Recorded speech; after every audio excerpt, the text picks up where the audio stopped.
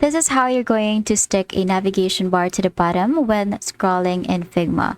First, design your navigation bar, group or frame, then look at the right-hand panel under constraints. So what we're going to do first is I'm going to select this top navigation bar, and then I'm going to drag it to the bottom just so that you have an idea how it's going to look like when your navigation bar is at the bottom and how we are going to make that stick. So I'm just going to drag it over here, and then from there we are going to look at the right side panel. So from here you're going to see this prototype option at the top right of your screen, so you're gonna have to click on that, and then from there we are going to go to this scroll behavior section, and then from the position we are going to click on this box right here, and then we're going to click on sticky, which is what is going to happen is it's going to stop at the top edge, so it's going to stick to the bottom while we scroll. So we're going to click on sticky, and then this will make it the navigation bar stay in place even when you scroll through the design.